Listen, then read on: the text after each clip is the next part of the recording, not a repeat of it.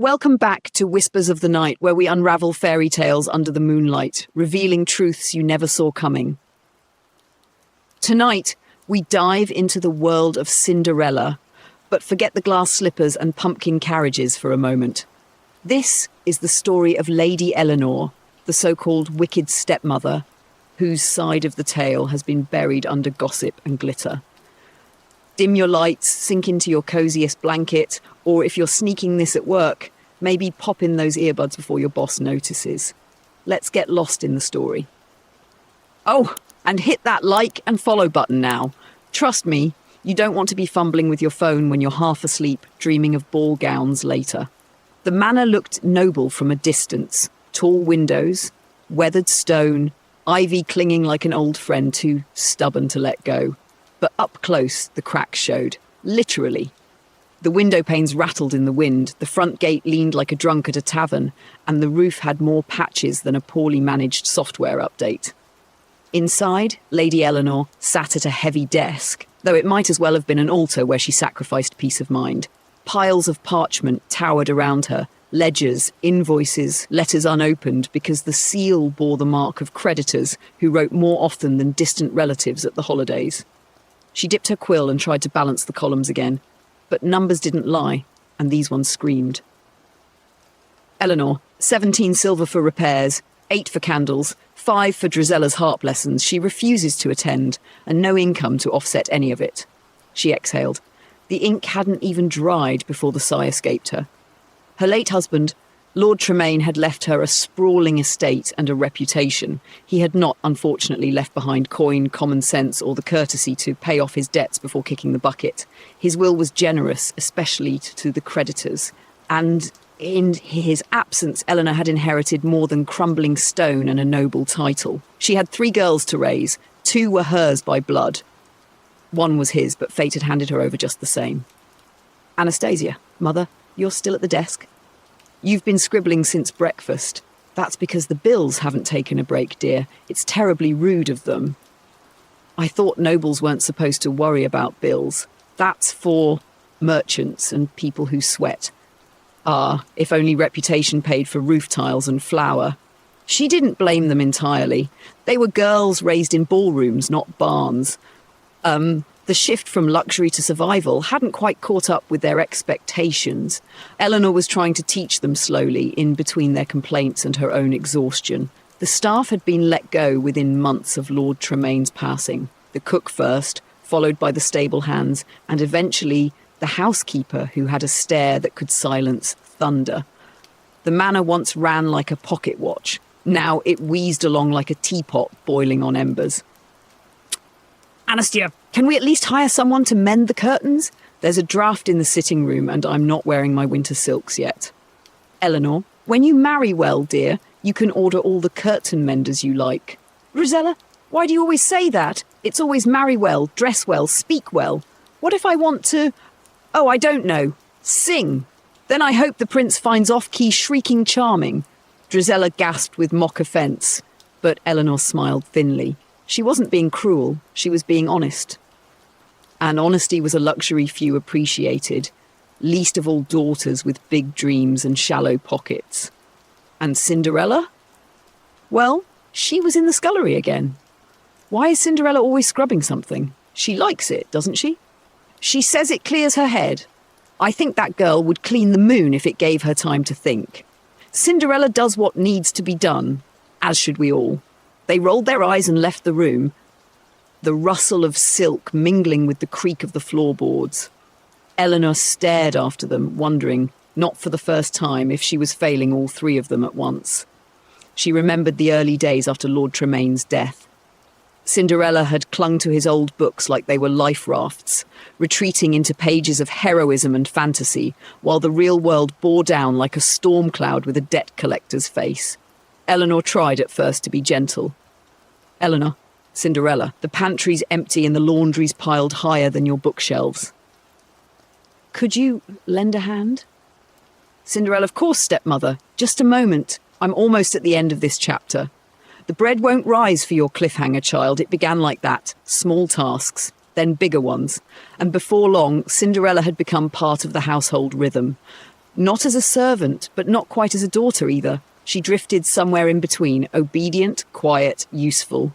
Eleanor didn't want her to vanish into scrubbing and stitching, but she didn't know how to save a girl who didn't seem to think she needed saving. Dreams were fine, Eleanor thought, until they became excuses. And the town whispered. They always whispered. At the market, Eleanor heard murmurs behind baskets of apples. She keeps that girl locked away. Doesn't let her attend church socials. Wicked thing, that stepmother. I hear she eats ambition for breakfast. She ignored them. Mostly let them gossip.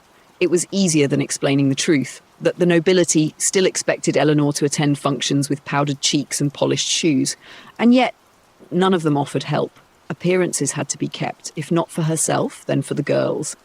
Marrying well wasn't just a saying, it was strategy, insurance, a backup plan that society didn't just encourage, it demanded. One morning, Eleanor found Cinderella gazing out the parlour window, the feather duster limp in her hand. Cinderella, do you think father ever regretted being a noble?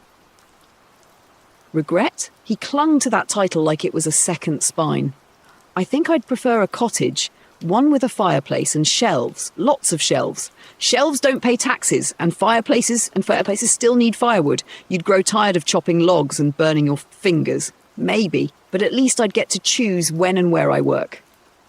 Eleanor paused. There was a kind of ache in Cinderella's voice that Eleanor recognised, yearning disguised as stubbornness. She'd heard it in herself once, before children, before debts, before the world reshaped her into someone who calculated more than she dreamed. Eleanor, choice is a lovely illusion, but survival isn't optional. Cinderella, you think dreams are illusions? I think dreams are expensive. That night, Eleanor stayed up by candlelight, reviewing ledgers until her eyes blurred. The fire had burned down to cinders and the ink on her quill dried mid-sentence. If she could just find a way to host a proper gathering, maybe impress a visiting duke or persuade the dressmaker to extend credit, anything to keep the manor from becoming a ghost. The next morning, Cinderella brought in tea, weak, lukewarm, but graciously poured. Cinderella, you look tired. Eleanor, thank you for the brutal honesty. I shall repay the favour when your hem unravels. Cinderella, I mended it last night. Eleanor, of course you did. You're a marvel. There was a flicker of pride in Cinderella's smile, and Eleanor hated how quickly it faded. She watched the girl leave and wondered what it would have been like if things had been different. If Lord Tremaine had left gold instead of ghosts. If Cinderella had been raised with less fantasy and more foresight. If Eleanor herself had been given the freedom to be kind instead of practical. But the world didn't run on ifs. It ran on coin, on reputation, on sacrifice. Later that week, Anastasia stormed into the drawing room, dress askew and cheeks flushed. Anastasia, I was turned away from the tailor again. He said our account is frozen. Eleanor, it is, because frozen is better than buried. Be grateful I haven't sold your jewellery yet. What about Cinderella's things? She has that trunk of old books and music sheets. Surely there's a buyer somewhere who collects dusty nonsense. Touch her things and I'll personally glue your fingers together with sealing wax. Drizella blinked. She'd expected Eleanor to laugh. Instead, her mother's voice was sharper than cut crystal. We're not monsters. Not yet. That evening, Eleanor wandered through the darkened halls of the manor. Paintings of ancestors glared down at her, judgmental and powdered, every one of them. The silence was louder than voices. Somewhere in the distance, someone hummed a soft tune, maybe Cinderella, maybe just the house remembering it used to be filled with music. Eleanor didn't cry. She didn't rage. She simply closed her eyes and promised herself one more season, one more chance. Her girls would marry well. Cinderella would grow up strong. And she, Lady Eleanor, would not let this house become a ruin people whispered about on their way to the market. She would keep going, because someone had to. The town square had never buzzed so loudly. Gossip flew like pigeons startled from a rooftop, flapping in every direction, but all somehow circling back to the same thing. The king's son was throwing a ball. Not just any ball. A royal event, a spectacle, an invitation to all eligible maidens in the kingdom. Because apparently, dating apps don't exist in monarchies. and the best way to find a wife is still to herd strangers into a ballroom and see who looks best in candlelight. At the manor, the announcement landed like a lightning bolt wrapped in velvet. "Drizella, royal ball! I need a new dress! No, 2! One for dancing, and one for when I pretend I wasn't trying too hard." Anastasia. "I heard the prince is tall and has all his teeth. That's rare for nobles. Eleanor, and I heard we owe the dressmaker 3 months' credit, so unless you plan to dance in curtain fabric, let's be realistic." But even she couldn't ignore what this meant. The ball wasn't just a frivolous evening, it was a potential escape route. If one of her daughters could catch the prince's eye, it would mean safety, status, stability. She paced the front room for nearly an hour, ledger in one hand, a chipped teacup in the other. There wasn't enough money for 3 gowns. There wasn't enough fabric, thread, or patience. But there might be enough for 2 if she pulled some favours and leaned heavily on her rapidly fading charm. "Girls, listen to me. This is not just a dance. It is an audition. You need to shine, to dazzle, to seem worth investing in, like an expensive wine with no vinegar aftertaste. I can curtsy, sort of. I've been practicing in the mirror, though I did fall once. I'll be ready. I've been working on my laugh. Not too shrill, not too eager, just mysterious.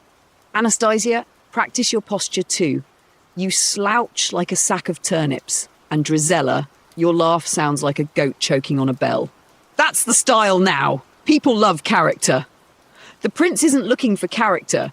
He's looking for someone his parents won't faint over. So we give him elegance, grace, and if not that, then a very expensive-looking distraction. She didn't say it, but the truth pulsed behind every word. This was it. One chance, one night, one miracle. And then, of course, came Cinderella. She had been listening quietly from the hallway, feather duster in hand, half hidden behind a vase taller than she was. "Cinderella, stepmother, I heard about the ball. Do you think, could I go?" Eleanor blinked. It wasn't anger she felt at first, it was disbelief.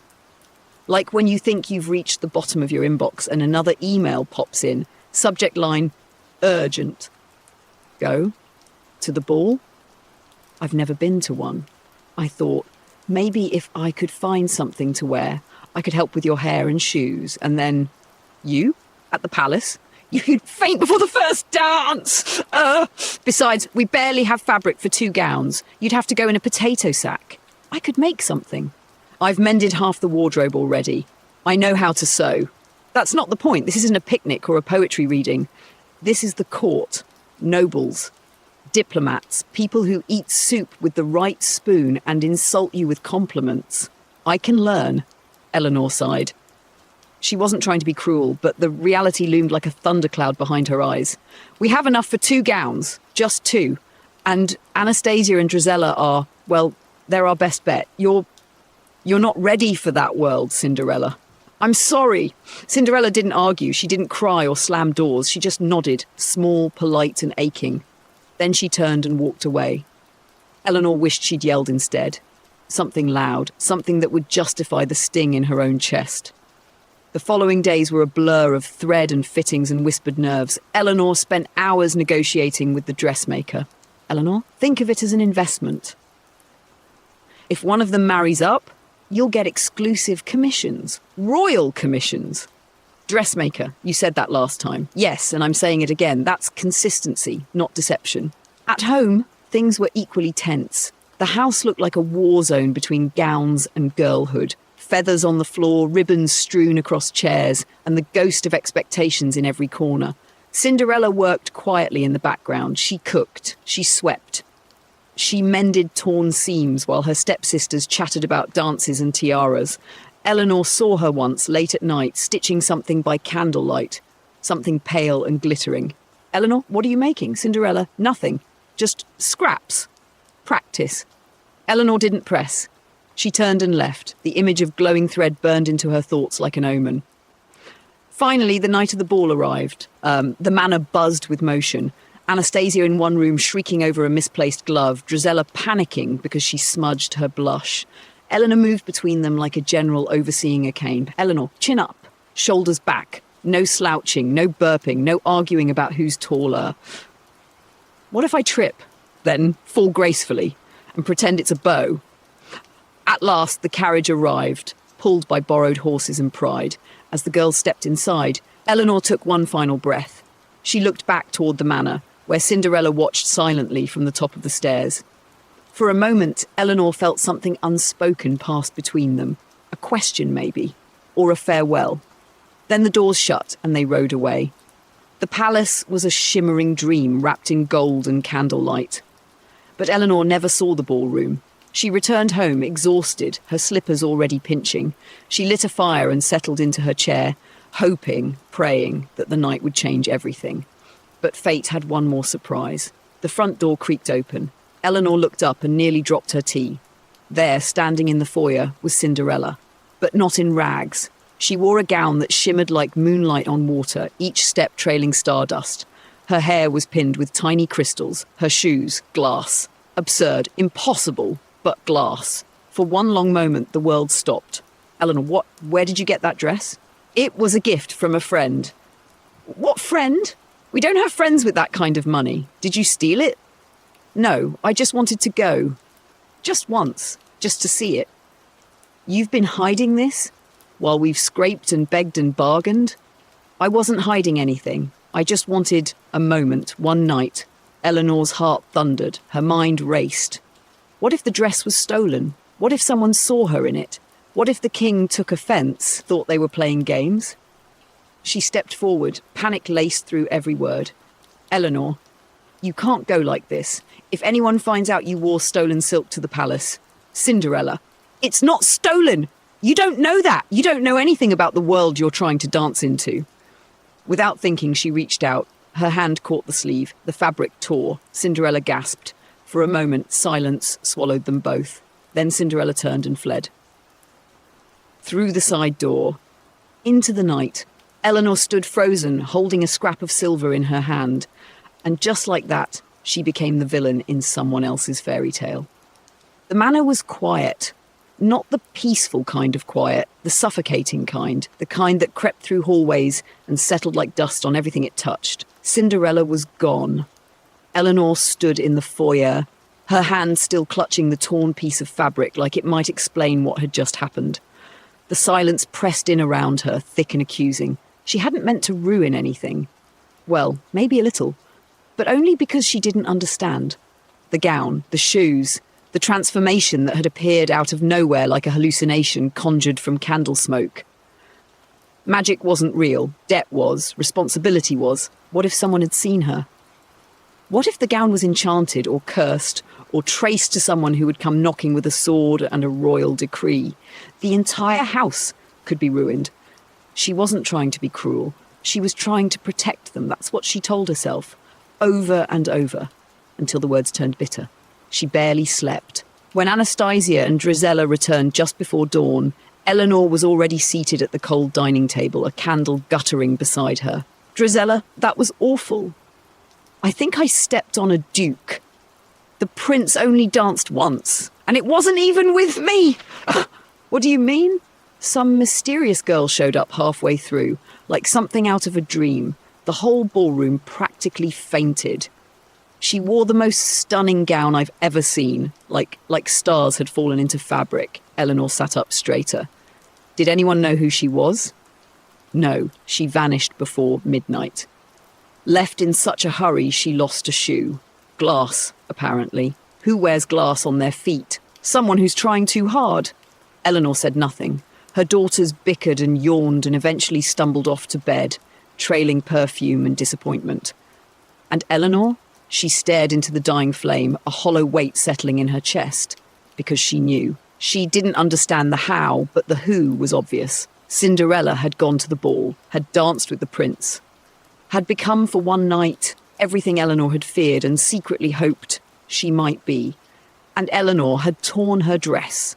The village buzzed the next day. A royal proclamation had been issued. The prince, smitten beyond all reason, was searching for the mysterious girl. The one who had run from the palace and left behind only a glass slipper. Every maiden in the kingdom was to try it on. Eleanor tried not to panic. It could be coincidence. It could be a different girl in a similar gown. Maybe Cinderella hadn't even been noticed. But then came the knock. The royal herald arrived with a small entourage and a box cradled like a holy relic. Royal Herald, by order of His Majesty, we are to test the slipper upon every eligible maiden within this household. Of course, yes, naturally. She waved Anastasia and Drizella forward, fixing their posture, their smiles, their everything. Stand straight. Smiled demurely, no snorting. I don't snort. You do when you laugh too hard. Then don't laugh. This is serious. One by one they tried. The shoe didn't fit. Of course it didn't. And then came the line Eleanor had been dreading. Are there any other young women in the household? Eleanor froze. Others? No, just my daughters. The herald raised an eyebrow. Clearly he'd done this enough times to know when someone was stalling. The order is quite clear, every maiden. Before Eleanor could think of an excuse, a voice came from the hallway. Cinderella, I'm here. She stepped into view, calm, composed, wearing one of her plainer dresses, but even then something in her had shifted. She looked taller, not in stature, but in presence, like she'd walked into her own story instead of someone else's. Eleanor stared at her. I'd like to try the slipper, if I may. The herald bowed and opened the box. And of course, it fit perfectly, effortlessly, like the ending of a story that had been waiting for its last sentence. The room fell silent. Cinderella looked at Eleanor, not triumphant, not smug, just honest. I'm sorry, stepmother. I should have told you. Why didn't you? Because you wouldn't have believed me. You disappeared. You lied. You risked everything. For what? A dance? For one night where I didn't have to be invisible. You were never invisible. Cinderella, I was never seen. The words struck like a thrown plate, sharp, sudden, shattering. But Eleanor didn't flinch. She couldn't. Not now. Not in front of royalty or her daughters or the story closing in around her. Cinderella turned to the herald. Cinderella, I'll go with you now. The entourage gathered her up like a dream being recalled. And then she was gone. Eleanor didn't chase her. She didn't cry. She stood in the middle of her once noble home and listened to the sound of everything changing. The town would talk. They'd say Eleanor had tried to trap Cinderella, that she'd been cruel, controlling, wicked. They wouldn't talk about the sleepless nights she spent doing math instead of magic. They wouldn't mention how many meals she skipped so her girls could have seconds. They wouldn't see the desperation beneath her discipline. Because fairy tales are simple. And people like their villains obvious. It's easier that way. The days that followed moved like a dream Eleanor hadn't been invited to. Word travelled fast, faster than any carriage. By morning, the entire village was buzzing with a new headline, one that didn't need parchment to spread. Cinderella was the mystery girl. The one from the ball, the one the prince had chosen, the one with the slipper that fit like destiny. And Lady Eleanor? The villain. The stepmother who tried to keep a girl from her fate. It didn't matter what had actually happened. The version people told each other over bread and gossip was far more compelling. They saw a girl in rags transform in a palace, enchanted. A cruel guardian, defeated. It was so clean, so easy. But Eleanor knew the truth rarely fit into a fairy tale. It usually leaked at the seams. The manor felt quieter. Not because Cinderella was gone, she'd often moved like a shadow anyway, but because her absence made the whole place echo. It was like someone had pulled a thread and the whole tapestry was unravelling in slow motion. Drizella, I can't believe she danced with the prince. She's not even that coordinated.